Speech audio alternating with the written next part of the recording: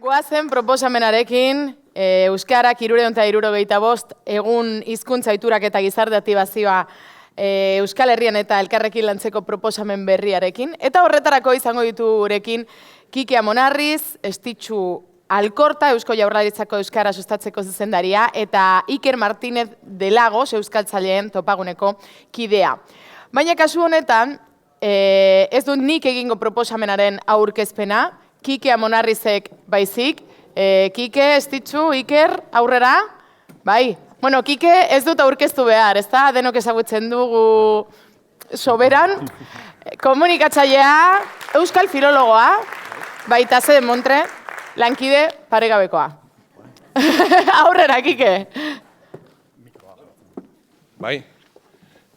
Eta hemen Iker Martínez de Lagos eta Esti Alkorta ere oraintxe etorriko zaizkigu, eta ja, hirurogo denean hasiko gara.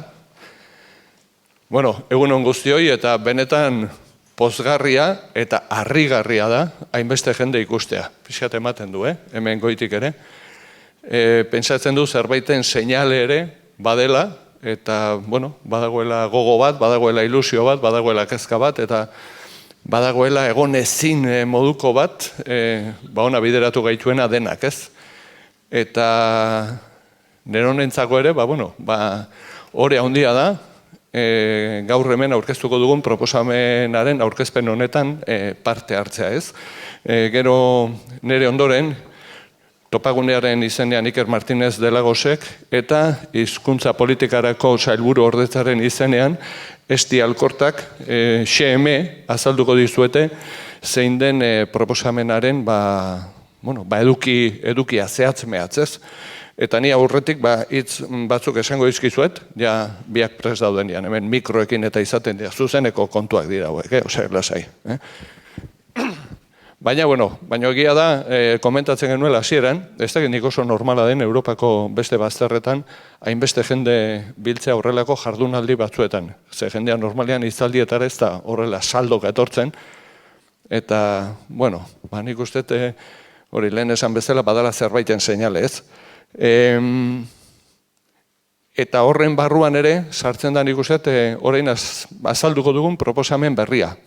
Proposamen berria esaten dugunean ez da horren beste planteatzen dena berria delako, zeia martxean dagoen ekinbide bat da, baizik eta proposatzen den metodologia, proposatzen diren aktoreak, eta proposatzen den bidea berria delako. Iruditzen zaitor berritasun handiak daudela, eta gaur Estirekin eta Ikerrekin konpartituko ditugu, eseriko gara. Hemen esan digute, nio jutan gehiago zutik egiten, baina, hola denak eseriko gara, eta zuek eserita zaudeten ez, hangoek ez dauzu ikusiko, baina, ez dezu gauzan digalduko lasai. Esaten ari nintzen, hori, proposamen berria esaten dugunean gehien bat esaten dugu, berau edatzeko, bideratzeko eta gizarteratzeko moduetan datorrela berrikuntza. Eta berrikuntza horietan, baipatuko nituzke puntu nagusi batzuk. Batetik, erakunde publiko baten eta euskalgintzaren eragile baten elkarlanetik sortutako proposamena da. Abiatu, Euskaltzaleen topaguneak eta hizkuntza politikarako sailburu ordetzak abiatu dute elkarlan hau. Eta abiatu, esan dugu, proposamen irekia delako. Proposamena era guztietako eta Euskal Herri osoko erakunde naiz eragiletara, zabaldu nahi dugu. Horregatik ez da planteamendu itxia. Ahalik eta zabalena eta anitzena izatea nahi dugulako eta euskara bezala denona izatea nahi dugulako. Elkarlan hau bestalde lan hildo baten ingurukoa da. Ez da kanpaina huts bat. Eta egun hauetan entzuten ari garen bezala, gizarte aktibazioan eta erakunde erabakietan oinarritutako lan hildoa da. Arnas luzekoa izan nahi duen ibilbide baten lehen urratsa, esango genuke. Proposamen honetara, nola nahi ere ezkara bapatean iritsi.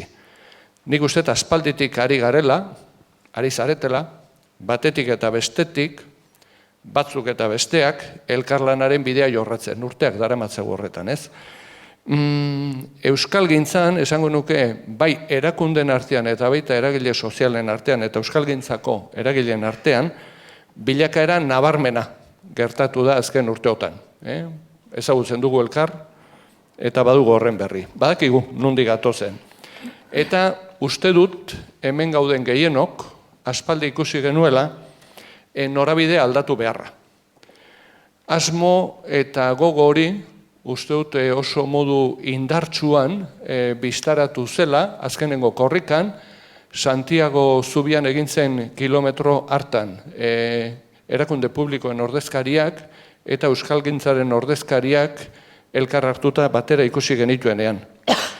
Eta bide horretan eman diren eta ematen ari diren beste urrats batzuekin batera, urrats sendoa eman nahi da gaur aurkeztuko den proposamen honekin. Azken urte hauetan askotan aipatu izan dugu euskalgintza eta hizkuntzaren normalizazio prozesua bide gurutze batean daudela. Metafora hori era desberdinetan ere erabili izan du da, baina, ni bide gurutzarena erabili izan dut eta besteren bat ere erabili liteke. Urte hauetan, hausnarketa eta gogoeta ugari egin da euskalgintzan, eta adostasun maila handia somatu dela esango nuke. Agertu diren planteamendu askoren inguruan behintzat, adostasun handia somatu da. Baina uste dugu ere badela garaia, hausnarketa hoiek modu sendoan eta nabarmenean gauzatzen eta gizarteratzen hasteko. Bidegurutzetik irteteko bide estrategia eta proposamen berriak behar ditugu. Eta uste dut proposamen honekin gure erosotasun eremuetatik ateratzeko ahalegina egin dugula eta dinamika berriak hartzea erabaki dugula. Eta horrek noski arriskuak hartzea ere eskatzen du. Mesfidantza gainditzea eta elkarlan dinamikak handitzea eta indartzea. Baina horixe da, egoerak eskatzen diguna, nik uste horretan denok ados gaudela, eta gainera, oraingo honetan abantaila bat dugu, baldintza honak ditugu horretarako. Testuinguruak lagundu egiten gaitu. Elkarlanerako beharra dago eta baldintzak badaude elkarlan horretarako. Ikerketa guztiek frogatzen digute gizartearen aldekotasuna euskararen inguruan zabala dela. Aldaketa soziopolitiko eta sozioekonomiko handiak eta sakona gertatu dira Euskal Herrian azken urteotan. Euskararen lurralde guztietan, euskararen normalizazioaren aldeko jarrera instituzionala duten erakundeak ditugu, eta elkarlan politikorako eta soziopolitikorako aukerak erraztu eta ugaldu egin zaizkigu. Egoera soziolinguistikoa asko aldatu da eta hizkuntza politikak eta praktikak eraberritu eta indartu beharra oso sentipen zabaldua da. Izan ere, hainbat aspektutan aurreratu badugu ere, eta askotan aurreratu dugu, beste zenbaitetan inpas egoeran gaudela esan genezake. Esate baterako, eremu hurbilean eta formalean euskara erdera beste edo gehiago erabiltzen dutenen proportzioak ez dira apenas aldatu azken 5 urteotan, azken inkesta soziolinguistikoaren arabera. Belaunaldi gazteetan ezagupenetik erabilerarako jauzia bideratzeko zenbateko zailtasunak ditugun ere agerikoa da. Euskarazko kultur eskaintza, zerbitzuen eskaintza eta konsumoa indartu beharra nabarmena da. Euskaraz ikasi duten gaztetatik oraindik ere gutxiengoa dira lan munduan euskaraz integratzen direnak. Baina bestalde, gizartearen inplikazioari dagokionez urrats berriak eman ditu euskaltzaleen mugimenduak herrietako egitasmoetan, elkarteak bizi berritzen eta berriak sortzen. Eta testuinguru honetan egosi da proposamen hau. Propio, eta hori esango dugu, proposamen ireki izaten jarraitzen duen proposamen hau. Berehala, epatuko digute hemen hitz egiteko gogotsu daude, Iker eta Esti, nola iritsi diren ondorio hauetara. Aurtengo topaldian, zabaltzeko justu Ikerrek eta biok eman genuen sarrera hitzalditxo bat, bidegurutzetik ateratzeko palankak izenekoa. Eta besteak beste, 3 palanka nagusi identifikatu genituen hartan. Zubigintza, diskursoa berritzea eta motivazioa eta bizi indarra. Zubigintzan, elkarlanean sakontzeko garaia da, esate genuen. Zoru komuna eraiki eta sektore sozial zabaletan eragitekoa adostasunetik. Diskurso berria landu eta pedagogia soziala egiteko garaia da. Diskurso aglutinatzaileagoa behar dugu eta diskurso horrekiko praktika koherenteak sustatzea. Eta euskararen aldekotasun simbolikotik, hizkuntza praktikatan eragina izango duten lorpenetara pasatzeko garaia da. Konpromisoetatik lorpenetara igaro behar dugu. Proposamen honek, palanka horiek barnebiltzen dituela, esan genezake. Proposamen guztiak bezala, honek ere noski izango ditu bere utsuneak eta akatsak, baina uste dut gaur eta hemen nabarmendu beharko genukena euskalgintza osoari eta hizkuntza normalizazio prozesuari begira suposatzen duen aurrera pausoa dela. Askotan esan dugu, baina berriro errepikatuko dugu, inertziak astintzeko garaia da. Eta denok dakigu ez dela batere erreza inertziak puskatzea. Lehen esan bezala, beldurrak eta mesfidantza gainditu behar dira, eta ilusio eta erronka komunak eraiki eta partekatu. Proposamen honek jauzi kuantitatiboa eta kualitatiboa izan nahi luke bide horretan. Topalabe taldearen berrikasi eta berrikusi txostenaren aurkezpenak egin izan genituenean, aipatutako ideak laburtzen zituzten 4 aditz, nabarmenduz bukatu oin nituen hitzaldiak, eta gaur ere alaxe bukatu nahi nuke sarreratxo hau. Gaur eta hemen guztiz pertinenteak direla iruditzen zaidalako. Elkartu, aktibatu, aurreratu eta irabazi. Ea lortzen dugun. Eta orain hitza, Ikerri eta Estiri pasako diet, eta bere ja PowerPoint batekin eta esplikatuko dituzte gauzak. Bale, lehenengo. Den entzutea. Bueno, egunon, eta eskerrik asko jarriko nez, eskerrik asko hemen izateagatik, gaur berriro ere. Saiatuko gara, uste ondoren banatuko zaizuen proiektuaren laburpen bat egiten, behintzat idei nagusiak trasladatzen saiatuko gea. Ez deu, Kikek esan duen bezala proiektua irikia da, proposamena oraindikan irikia da, ez da goitxia. Beraz, gerora izango duzuen lanketan, nahi duzun guztia aldatu, gehitu eta egokitu.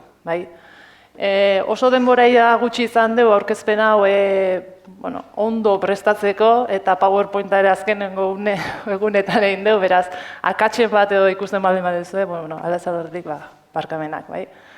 Zergatikan erabaki du HPSek onelako proiektu bat egitea, onelako salto bat egitea ez. Zete instu inguruan kokatzen dugu gaur hemen aurkeztera goazena. Ia 40 urte joan dira euskara gaztelaniarekin batera, hizkuntza ofiziala bihurtu zenetik Euskal Autonomia Erkidegoan. Urte guzti horiek egindakoaren perspektiba zabala ematen digute eta atzera begira jartzen garenean, orduan ohartzen gara egindako bideaz eta egindako ekarpen zabalaz. Izan euskara bizi-berritzeko ahaleginetan gobernuaz gain, beste hainbat erakunde, elkarte eta herritar ibili da urtetik urtera. Hoien guztien lan eskergari zor diegu euskerak orain arte egin duen aurrerakada.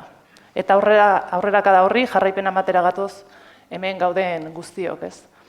Gainera, azken 35 urtetan euskarak esparru berriak irabazi eta urrats sendoak eman ditu, ez hain aspaldi pentsaezinak ziren alorretan, bai hezkuntzan, administrazioan, ingurune digitalean, komunikabideetan, jabetu behar gara horregatik bere historian zehar euskarak ez duela inoiz eduki gaur adina hiztun. Baina horrek besterik gabe ez du bermatzen hizkuntza baten biziberritzea ez da biziraupena ere.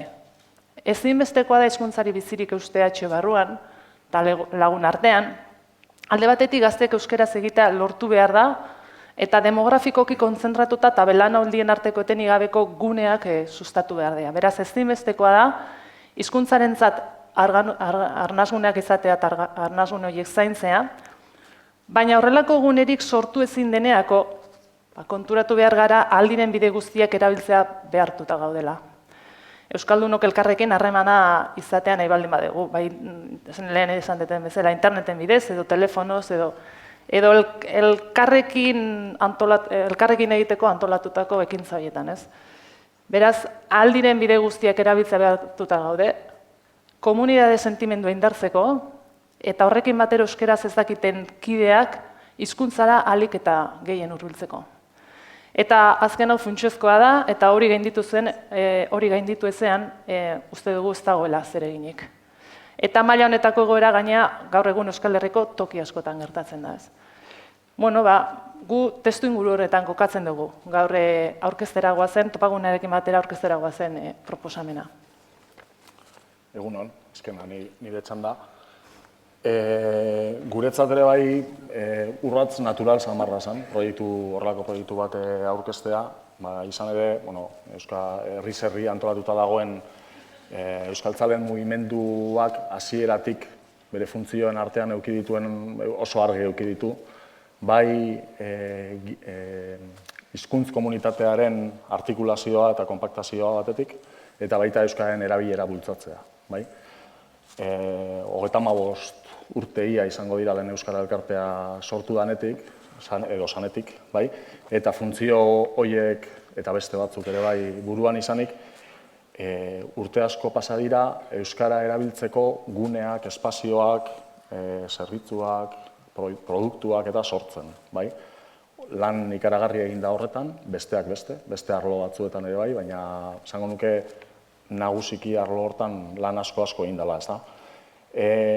Erabilera baina ez da bakarrik espazioak eta guneak sortzen ematen den zerbait, eta jarrerek badute garrantzi handia, eta atzo hemen gauza asko hitz egin ziren, eta hemen aipatu ziren beste askok ere bai badukate pisu handia, tartean ohiturek. Guke duela 5-6 urte Euskarak 375 egun ekimena martxan jarri genuenean, edo Durangon sortu zen ekimena Euskal Herri osora zabaldu genuenean, Durangon diot Berbaro Elkarteak sortutako ekimena dalako,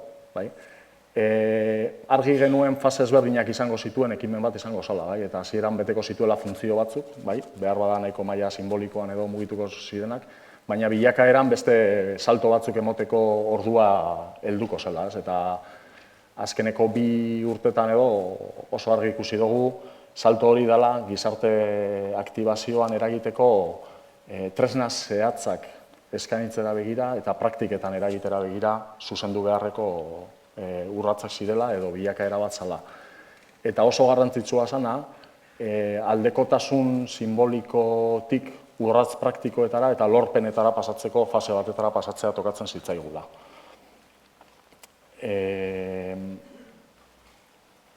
Hori atzo batez be norbanakoen arloan hitz egin zen, herritarrekin edo herritarrek beraien arteko harremanetan erabiltzeko eta proiektuak eta aipatu ziren, baina era berean bigarren hanka bat gehitzen genion horri eta esaten genuen, eta horretan erakundeek, entitateek, elkarteek, guk antolatzeko ditugun bestelako egitura guzti horiek zeresana eta zeregin handia badaukatela. Eta guri, gizarte mugimendu modura basegokigula horiek bultzatzea ere eta horiek provokatzea ere bai. Orduan bi hanka horiekin mugitzea. Hizkuntz politikako sailburu ordetzarekin hitz egiten hasi ginean hontaz, eta apurua gure asmoen berri eta kontatzerakoan ikusi genuen beraiek ere bai, bazutela asmoa arlo hauei bultzada emoteko, eta orain elkarlan forma hartu dauena oso naturala izan da, azkeneko hilabete hauetan aukitako harreman horretan, eta gaur aurkeztu du, orain zebertan aurkeztu duen proposamen honek, hortik sortu da apur bat, nahi bi horietatik.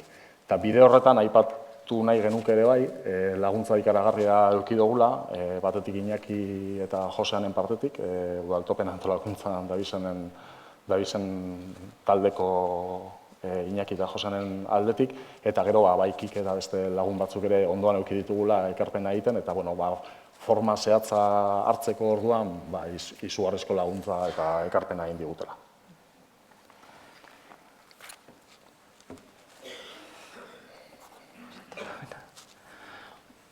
Eta zer da berria aurkezten dugun lan honetan, ez? Egin nahi duguna da berria, baina baita egin nahi dugun hori lortzeko plantatzen dugun modua ere. Urteak daramatzaguan anta hemen euskararen aldeko ekimenak pentsatzen, sustatzen eta martxan jartzeko saiakarak egiten, eta hor daude emaitzak, ez, eta ukaezinezkoak dira. Baina pentsatzen dugu badela garaia, lehen Kikek ere esan duen bezala, jauzi kualitatibo eta kuantitatibo bat emateko, ez? Badela garaia urrats berriak emateko. Euskal gizartearen gehiengoak badu jada euskararen aldeko jarrera bat, eta horretaz uste dugu baliatu behar garela tokian tokiko aleginetatik komunitate osora zabaltzeko eta amplifikatzeko. Jarrera positibo hori duten erakunde, sektore eta hiztun kolektibo guztiak gonbidatu nahi genituzke hizkuntza ohituren aldaketan eragingo duen urrats esanguru bat proposatzeko. Eta nolako urratsa izan beharko luke, gure ustez maila pertsonalean hiztun aktiboak zein pasiboak aktibatuko lituzkena, baina erakunden babesa eta ezinbesteko inplikazioa eskatuko lukeena. Lehen esan dut ere, egiteko modua ere, behintzat elkarlanerako plantatzen dugun moduan ere berritzaileak izan nahi dugula. Eta berritzaileak izan nahi dugu batez ere, elkarlanean aritzeko modu horretan, ez? Elkarlana eta auzolana berez gure herriak oso barneratuta duen kulturaren oinarri badira, ez? Eta ez lirateke horiek zertean berri izan behar, ez? Baina berria izan nahi du, elkarlan hainbat planotan gauzatzea plantatzen dugulako, ez? Alde batetik, gizarte eragilean eta erakunde publikoen arteko elkarlanean gauzatzea gustatuko litzaiguke. Bigarrenik, tokian tokiko kolektiboen eta nazio mailakoen arteko elkarlanean gauzatu beharko litzateke proiektua. Eta azkenik, euskalgintzan zein bestelako esparruetan, baino ari diren eragileen arteko elkarlanean ere gauzatu beharko litzake, ez? Beraz, 3 plan horietan gauzatzea plantatzen dugu elkarlan hori. Lehen osan dut berria dela presentatzen duguna, eta bain esatez gaude zer berriri proposatzen ari. Berria da, ez da guztiz berria, ez gara ezerezetik hasiko, ez? Egin diren eta gaur-gaurko zanetamen gauzatzen ari diren esperientziatetik abiatuko gara, eta atzo ere aukera izan genuen esperientzia horien berri ez izateko, ez? Donostiako Egia auzoa, Lasarterako esperientzia hor dago, Aguraingua, Arrigorriagakoa, sektore hizkuntza plangintzak landu eta aurrera pasoak ematen ari diren enpresak, elkarteak, erakundeak eta honekin lotuta ere euskaltzaleen mugimenduak azken urtetan gizartearen aktibazioan oinarritutako euskarak 385 egun ekimena, ez? Beraz, esperientzia guzti horietatik abiatzen gara, proposamen hau helarazteko garaian, ez?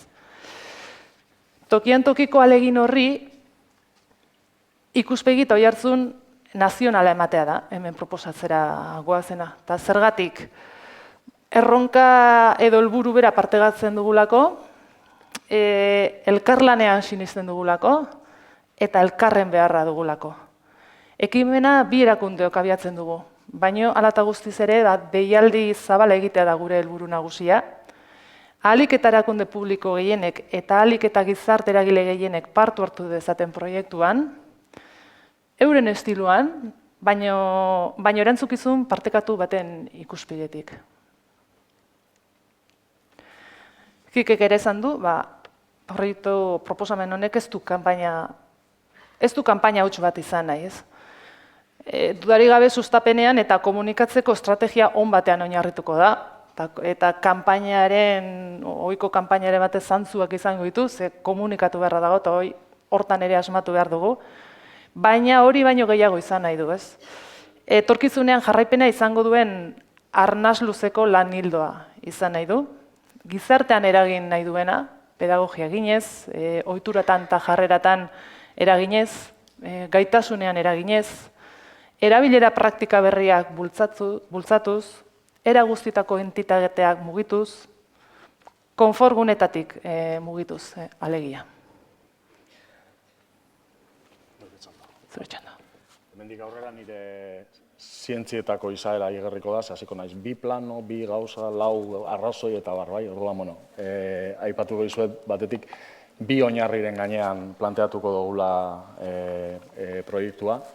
Eta uste dut lehen aurreratutakoak dira, baina uste dut merezi duela apurua gelditzea. Batetik personen nahiarena,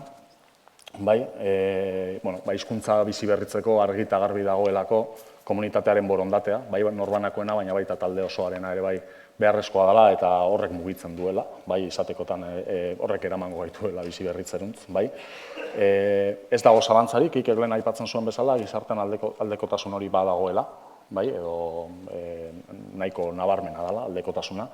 Baina aldekotasun hori praktikara eramateko beharra badago, bai? Eta herrietan eta atzo aurkeztu ziren proiektu guztietan zerbait egon baldin bada da aldekotasuna praktiketara eramatea, bai? Praktika zehatzetara eramatea. Eta gainera bi elementu dituzte, egitasmo hauek ere bai. Eta da, batetik nahia bera elikatzeko oso egokiak direla, nahia elikatzen dutena, eta bestetik praktikara jauzia emateko tresna zehatzak ere bai eskaintzen dituztela. Bai? Eta, horiek oso oinarri potenteak dira. Bigarren oinarria, hizkuntza praktika horiek babesteko garrantzitsua eta ezinbestekoa dela neurri sozialak egotea. Bai? Eta neurri sozial horiek probokatzea. Bai? Euskararen erabilera ez baita soilik borondate kontu bat, bai, baldintza sozial batzuk egon behar dira, testu inguru bat egon behar da horretarako, eta baldintza sozial horiek sortu egin behar dira. Eta baldintza sozial horiek sortzen, zer esan handia dute, hemen entitateak, erakundeak erabiltzen dugunean, ari gara era guztietako buruz berbait, hasi administrazio publikotik, jarraitu herriko elkartetatik, jarraitu kirol taldeetatik, enpresetatik eta kolektibo guztietara, ez da? Eta entitatea antolatu guzti horiek zer esan handia dute praktika horiek babesteko edo oztopatzeko. Eta orduan guk proposatu nahi duguna da, jar gaitezen dinamika batean, babesteko neurriak har ditzaten erakunde guztiek. Geografikoki ere bi plano, tokian tokikoa eta Euskal Herrikoa. Ez genuke ulertuko guk proiektu bat Euskal Herri mailakoa, tokian tokiko protagonismorik eta dinamikarik gabe, bai? Oinarria herrietan dago, bai? Herriko euskalgintzak eta herriko administrazioak eta beste elkarteek bai egiten duten horretan, bai? Eta nahiko genuke herrietan bertan, edo herrietatik bertatik dinamika hontara ahalik eta jente eta erakunde gehien ekarri. Eta bestea Euskal Herriekoa. Eta iruditzen zaigu herrietan egiten diren proiektu horiek atzoia ustut tokiren batean edo mahai ingururen batean edo atera zala, herrietan egiten ari diren proiektu horiek Euskal Herri maila hartzeak garrantzia eduki dezakela, erronka kolektibo bihurtzea garrantzia eduki dezakeela, asko zabaltzeko eta gizartean beste eragin bat edukiteko balio dezakelako. Nik esango nuke Euskalgintzan atzota gaur aurkezten ari diren proiektu hauek ja nahiko ezagunak direla, bai, nahiko informazio zabaldu dela, aurkezpen asko egin ditugula, bai, baina gizartean ondino hor barruan dagoen, eta ez hainbeste egitasmoa, baizik, eta hor barruan dagoen diskursoa eta ikuspegia ez dagoela oso barneratua, bai, edo ez dagoela oso zabaldua. Barneratua ez dago, ez dugulako zabaldu gehiegi, bai. Eta orduan Euskal Herri mailako dimentsio bat emoteak uste dugu horretan lagunduko duela. Eta horrekin batera, erakundeak, herriz gaindikoak ere bai, enpresak eta bestelakoak ere bai, neurriak hartzera ekarri eta bisualizatzera lagundu nahiko genukela. Lau, urrengo zenbakia, bai, eta dira lau arrazoi ikusten ditugulako, bai, beste asko ere bai, baina lau azpimarratuko ditugulako. Lehenengoa errealitate soziolinguistikoak eskatzen duela, bai? Inertziei astindu esan du lehen Kikeek, bai, eta eman behar diogu, eta fase honetan, bai, bide gurutzeak eta zera guztiak irtetzeko, eta fase honetan uste dugu klabe importantetako bat hori dela, ez? Urteetan daramagu esaten ezagutzan irabazten duguna, ez dugula neurri berean irabazten erabileran, eta hemen praktika zehatzen bidez hortara bideratzen da. Guk lau perfiletan irudikatzen dugu egin daitekeela lana. Bat, euskara ulertu bai, baina erabiltzeko nahikoa gaitasun edo ohitura, bai, ez duten euskaldun erabiltzaile ez aktiboei, ez aktiboak. Orain arte izan duten funtzioa, baina askoz ere garrantzitsua jokatu dezakete, bai? Lehen Xanek ere bai botatzen zuen bideoan, bai? Erdaldunei buruz ari zen, baina hauek ere bai desenteko funtzio garrantzitsuagoa, bai, eta orain arteko esperientzia guztiek eta atzo azaldu ziren gauza guztiek hori demostratzen dabe. Uste dugu oso garrantzitsua dela hori gizarteratzea, bai? Egin daiteken talde horrek daukan funtzioa gizarteratzea. Bigarren taldea izango litzateke euskara ulertzen ez dutenena edo gai sentitzen ez direnena, bai? eta euskaltzale direnak ere bai, eta uste dugula horiei rol aktiboagoa ere eman aldiegula. Eman aldiegu rol aktiboagoa batetik ulermena lantzeko tresnak eskainiz, eta bestetik jarrerak ere bai landuz. Jarrerekin beraiek ere bai asko egin dezakete. Eta jarrerekin asko lagundu dezakete euskaraz aritzeko praktikak edo errazteko. Hirugarrena izango litzateke euskaldun erabiltzaile aktiboena, pentsatzen hemen gauden gehiena, guztiona eta beste askorena, eta personalki hartzen diren eta bakoitzak egiten dituen horietatik babes kolektibo batekin jokatzeak ematen dau urratsak sendoago eta lasaiago emateko aukera. Asko dira urtetan, ez dira berriak bakarrik proiektu hauetan atera diren funtzioengatik, baizik eta azkenengo urtetan tresna asko sortu direlako, sentsibilizazio ikastaroak, saioak, tailerrak eta bar, ez da. Garrantzitsua da hor guzti hori sortuta dagoen zera hori zabaltzea ere bai, gizartera gehiago zabaltzea. Eta laugarren taldea, eta da norbanakoetatik elkarte edo erakunde edo entitateetara pasatzea. Eta uste dugu gizarteratu behar dugula, hor ere badagoela erantzukizuna eta zeregina. Eta badagokiela, personek ematen ditugun edo ematen dituzten urratzoiei, babesa ematea espazioak sortuz, neurriak hartuz eta praktika sozialak erraztuz. Bigarren arrazoia da momentua dela, eta orain dela momentua. Kike bota ditu arrazoi asko, hori ondori ontara heltzeko, uste dugu herrietan sortzen ari diren dinamikak, administrazioan ere bai klabe horretan egoteak, eta ematen duela pista bat, esateko bai dela orain momentua Euskal Herri mailara salto bat emoteko eta gauzak egiteko. Erantzukizuna guztiona dalako, hirugarren arrazoia, eta komunitatearen etorkizuna beti egon da, segurazki komunitatearen esku eta euskaltzalearen esku, hizkuntz komunitatearen etorkizuna, baina, jarraitu beharko dugu hortarako tresnak eta ematen. Eta kreska berdinak konpartitzen dituztenekin, herri mailatik Euskal Herri mailara zabaltzen zerak. Eta azkenik, proposamenak ezaugarri indartsuak dituelako, gure ustez, eta hor batzuk zerrendatu ditugu, batetik erakargarria dela, erabilera logika berritzaileak dituelako eta estilo berri batekin zehatzen dugulako. Parte hartzailea dalako, erronka puntu bat ere badauka dalako, eta gainera parte hartzeko gonbitea perfil oso ezberdineko euskaltzalei egiten zaielako, ez bakarrik euskaltzale oso aktiboi, baizik eta oso perfil ezberdinekoei. Integratua dalako, Euskal Herri eta herri mailakoa tokian tokikoa zeratzen dalako, uztartzen dalako, personak eta erakundeak uztartzen direlako, egingarria delako, demostratuta dagoen moduan, eta moldagarria dalako, herriz herri bere forma ere bai hartu dezakelako, txapel berdinaren pean, eta progresiboa dalako. Ez dugulako pentsatzen, hemetik eta datorren hilera mundua aldatuko dugunik, baizik eta apurka-apurka aldatzen joango garela, eta orduan apurka-apurka gehitzen joan gaitezkelako, dinamikara, eta apurka-apurka espazioak irabazten da jentea gehitzen joan gaitezkelako, maratoi bat dela uste dugu, eta gero eta jente gehiago ekarri behar dugula maratoi horretara. Eta azkenik 3 helburu, eta honekin bukatuko nire zatitxo hau, eta da, hizkuntza praktikei astindua eman nahi diegula, euskara erabiltzeko ohitura berriak sozializatuz, tokian tokiko euskalgintza aktibatzea, berraktibatzea eta baliabideak eskaintzea dela. Diogu aktibatzea, berraktibatzea, toki batzuetan oso aktibatuta dagoelako, baina tresnak eskaintzeko planteamentu bat dagoelako hemen, eta beste toki batzuetan beharrezkoa delako, gure ustez, herri mailako dinamika berriak sortzea ez dauden lekuetan, ezta?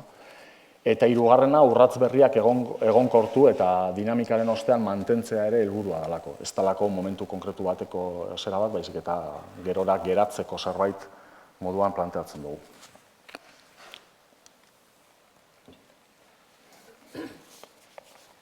Eta guzti hau norekin egin nahi dugu? Bueno, ahalik eta pertsona eta ahalik eta eragile gehienekin, ez? Baina nola antolatu partaidetza hori modu eraginkor eta operatibo batean. Gu planteatzen duguna da partaidetza bi mailatan egitea. Alde batetik, norbanakoak edo pertsona mailako parte hartzaileak egongo lirateke.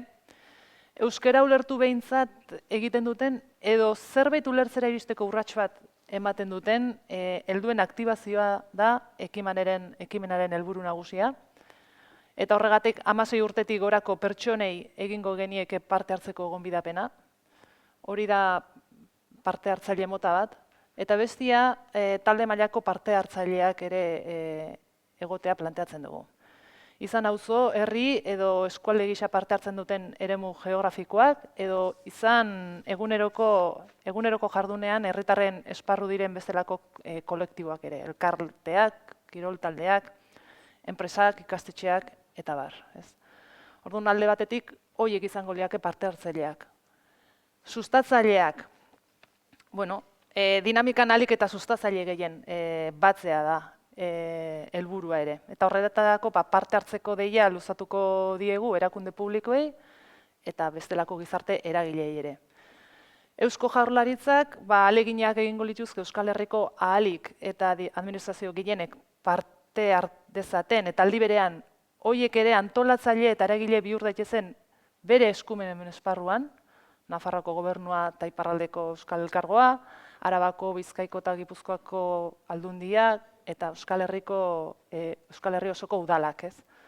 Eta era berean, Euskaltzalen topaguneak ahaleginak egingo ditu Euskal Herriko ahalik eta euskalgintzako eragile eta bestelako gizarte eragile gehienek parte har dezaten eta aldi berean horiek antolatzaile eta eragile bihur daitezen bere eskumen esparruan ere. Herriz herriko euskalgintzako eragileak, euskara elkarteak, euskaltegiak, ikastolak, edo sektorekako gizarte eragileak ere, enpresa diala, sindikatuak, eta bar. Beraz, sustatzaileak tokian tokiko zein Euskal Herri mailako eragileak izan daitezke. Tokian tokikoi dagokienez, erakunde hauez osatutako euskalgintzaz ari gara. Udaletako euskara zerbitzuak, euskara elkartea edo euskararen erabilera sustatzea helburu duen gizarte eragilea, lehen esan deten zela ikastetxeak, euskaltegiak, horri buruz aigea. Tokian tokiko sustatzaileei aipatzen dugunean. Eta Euskal Herriko sustatzaileei dagokionez, erakunde publikotako euskara sailak eta euskalgintzako antolatuko askotariko eragileak bilduko lirateke hemen. Eta bertan, herriz herri, egitasmoaren koordinaziorako lantzen ari garen lanerako estilo eredua ere bultzatu nahi dugu. Erakunde arteko elkarra beharrezkoa ikusten dugulako, eta proiektuari modu saretu batean ekitea ezinbestekoa dela ikusten dugulako. Beraz, parte hartzailea ditugu, sustatzailea ditugu, eta koordinatzaileak. Koordinatzaileak, egitasmo honen erakunde koordinatzaileak Eusko Jaurlaritza, hizkuntza politikarako sailburuordetza, eta Euskaltzalen topagunea izango gara. Ahal eginduko gara proiektura ahalik eta eragile gehien biltzen, erakunde horien jardunaren bidez proiektuan ahalik eta pertsona gehienek parte har dezaten, eta horretarako eta era berean gure gain hartuko dugu proiektuaren antolaketa lan guztia. Eta zertan gauzatuko dan? Entzuten da? Bai. Zertan gauzatuko dan, bi ekimen zehatz proposatuko ditugu, bai. Lehen urtean norbanakoetan zentratzea planteatuko dugu, eta bigarren urtean erakundeetan edo entitateetan aritzea, bai. Eta hurrengo urteetan ere, urtez urte, bi arlo horietan edo segitzea planteatuko dugu, norbanakoetan eta baita entitateetan zentratzen jarraitzea. Lehenengo orduan norbanakoena izango litzateke, eta uste dut jarrita gola, bai, eta da, proposamena egitea 2018an baietz 11 egun euskaraz elkarrekin ekimena edo proposatzekoa, bai. Data zehatzen proposamena ere badoa, azaroaren 23tik eta abenduaren 3 artekoa, Euskal Herri osoan eta aldi berean egiteko. Esperientzia, herri metatu den esperientzia horretatik tiratu nahiko genuke, bai, eta elkarrekin danok egin. Aho bizi eta belarri presten figurak oso interesgarriak iruditzen zaizkigu, edatzeko modukoak direla iruditzen zaigu. Parte hartzaile guztiei funtzio zehatzak aitortu eta eskaintzen dizkielako, bai? Eta hortik aurrera, oinarri nagusiak batera landuta, pentsatzen dugu herri bakoitzak eta erakunde bakoitzak hartuko dauela bai, hortik aurrera berera moldatzeko eta egokitzeko ardura ere, behin oinarri baten gainean lan eginda danok, ez? Azpimarratu nahi dugu, egitasmo honek ikaragarrizko aukera ematen duela, aurretik sentsibilizazioa lantzeko, belarri prest eta obiziei motivazioa saioak eskaintzeko, eta hor aurre lana oso garrantzitsua dela, atzo oso ondo azaldu ziguten moduan. Zergatik 2018ko azaroan, urrun geratzen den data horretan, baten batek hori pentsauko dau, epeak luzegiak izan daitezkeela, eta egia esatea nahi bauzue, zalantza geuki ditugu honekin, beste data batzuk ere manejatu izan ditugu, lehenagoko data batzuk ere manejatu izan ditugu, baina iruditzen zaigu aurretik dagoen lan handia dela, eta bai antolakuntza mailan, baina baita batez be pedagogia egiteko orduan eta komunikazioa lantzeko orduan ikaragarrizko lana dauela. Eta gauzak ondo egitearen aldeko apustu bat egin dugu, denbora gehiago izan arren. Badagoelako, lehen aipatu moduan, gizarte osora edo gizarteko sektore askotara heltzeko eta denei ikuspegi hau helarazteko asmoa, eta horrek bere denbora eta bere tempusak eskatzen dituelako. Ostean, hurrengo urtean proposatuko genuke, erakunde bakoitzean praktika sozial berriak erraztuko dituen neurri bat gutxienez hartzeko erronka. Lehen aipatu dugu, ekarri nahiko genituzkela eraguztietako entitateak proiektura batetik bultzatzaile modura, baina gero bestetik bai, eskatuko diegula neurriak erditzaten, praktika sozial horiek beraien barnean errazteko. Ez da edozein neurri buruz, edozein urratzi buruz ari gara, erabilera praktikak, partaideen arteko erabilera praktikak erraztuko dituen eta babestuko dituen neurriak hartzeari buruz. Eta fase honetan, guretzako oso importantea dena da, batetik eredugarriak diren praktikak sortzen jarraitzea, sortzen diren praktika guzti horiek eta neurri guzti horiek bisualizatzea, biltzea lehenengo, egiten diren gauza guzti horiek biltzea eta bisualizatzea eredugarri edo izan daitezen beste batzuentzako ere. Askotan gertatzen delako, nahi genuke, baina ez dakigu zer egin. Eta orduan, horiek zehatzeko. Eta nola egin nahiko genuken? Estik aipatu ditu mota askotako personak, erakundeak, sustatzaileak, eta horri guztiari orden bat edo eman nahian, apuruan nola hontan geratuko gara horretan, ez da? Bi fase ditu proposamenak, aipatu dugun bezala, 2018koa eta 2019koa hasiera batean, eta bi fase horietan eginkizunak ezberdinak dira, batean batez be personetan zentratzen ari garelako eta bestean erakundetan zentratzen ari garelako. Eta orduan, perfilak ere apur bat ezberdinak planteatu ditugu, eta nik uste dut, hori da. Batetik herriak,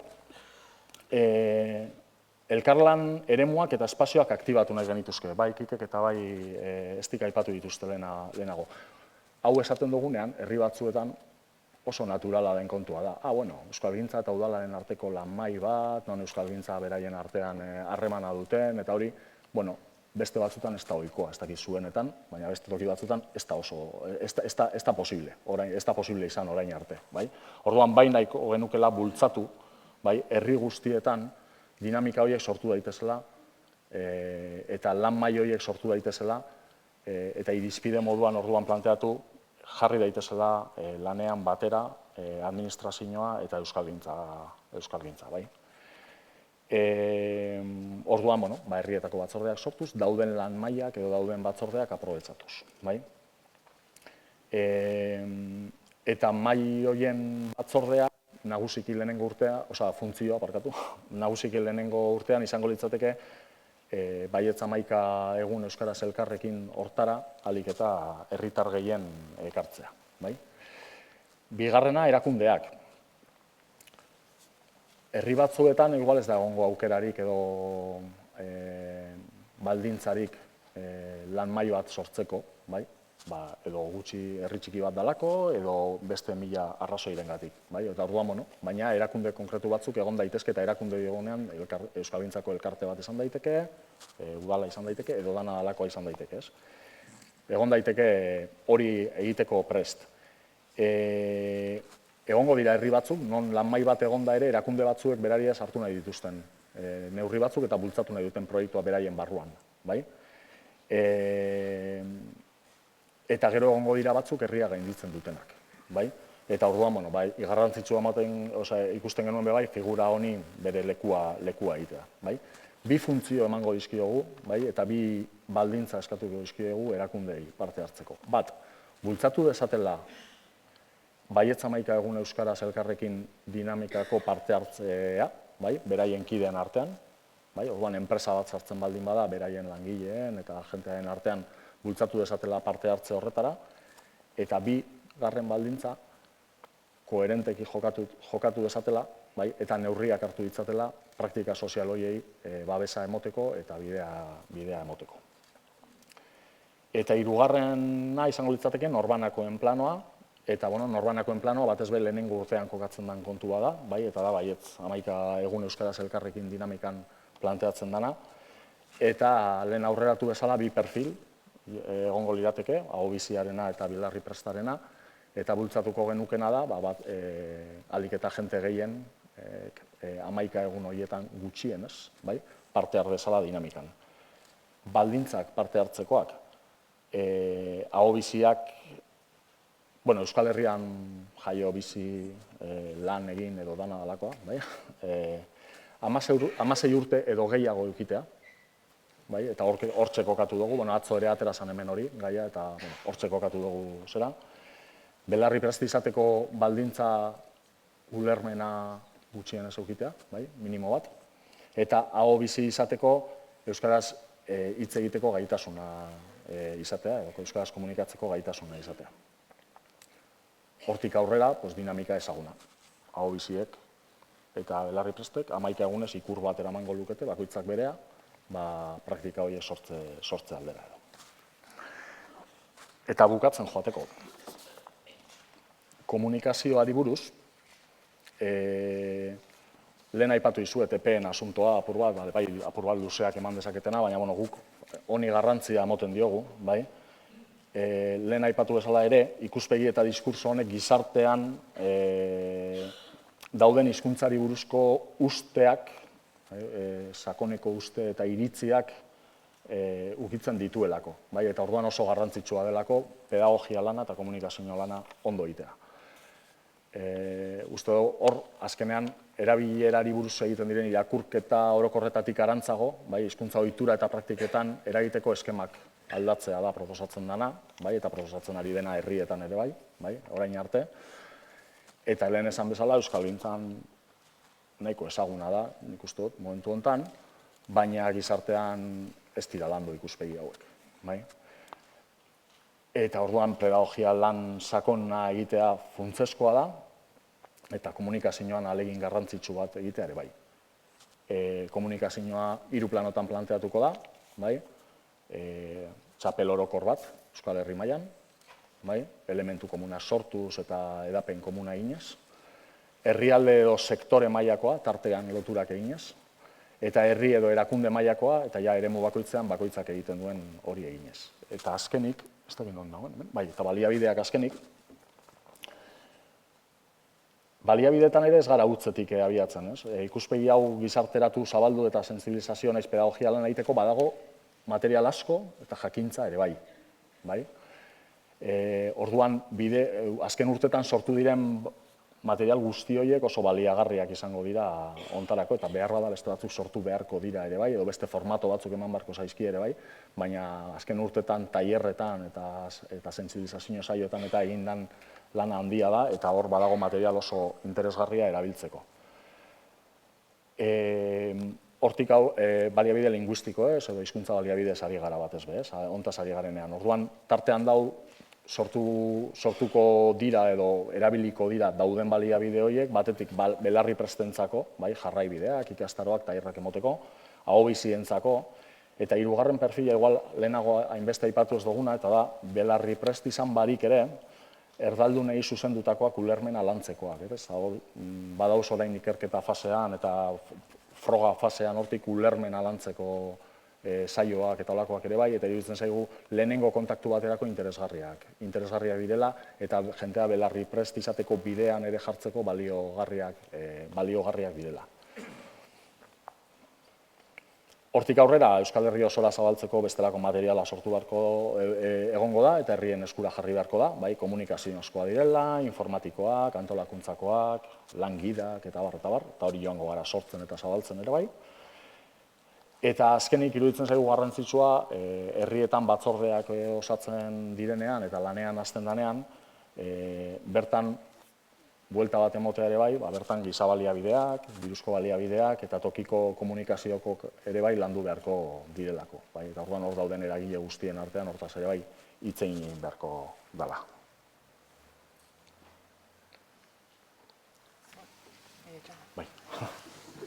Bueno, onaino gure proposamena edo gure proiektuaren laburpena ez.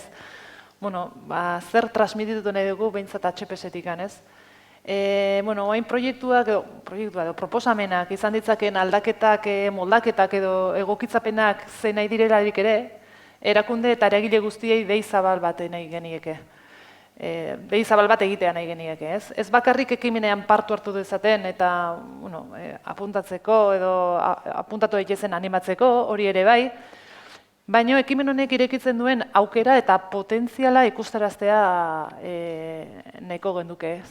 Aurten eta datorren urtean zehar egingo diren sustapen ekintzek eta erronkabeak ere kronograma hortan pisu handi bat izango duten arren, hemen eta gaur ireki daiteken lan hildoa askoz ere eraginkorragoa izan daiteke eta gaina denboran luzeagoa izan daiteke ez.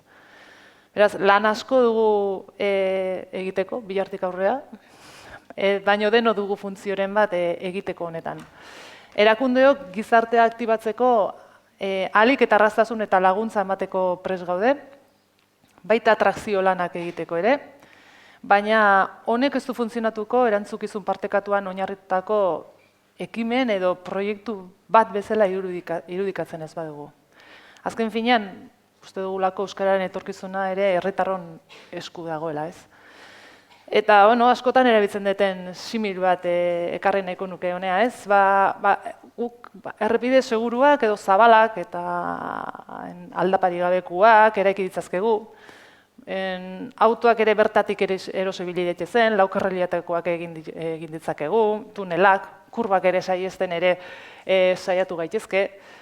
Baina horrek ez du inoiz bermatuko bakoitzak edo kotxe bakoitzak bere helburu garaiz eta ondo iritsiko danik ez. Bakoitzak pentsatzen dugu azeleragailuaren pedalari ematen ere jakin behar dula. Velocidad cruce edo gurutzaldi abiadura ere deskonektatu behar dula. Beraz, erraztasun guztiak bai, errepide seguruak egingo ditugu, baina bakoitzak pedalari ematen ere jakin behar du ez. Bi plan horietan lan egiten baldin badugu, uste iritsiko gara gure helmugara ondo eta garaiz. Eta amaitzeko, eta orain bai.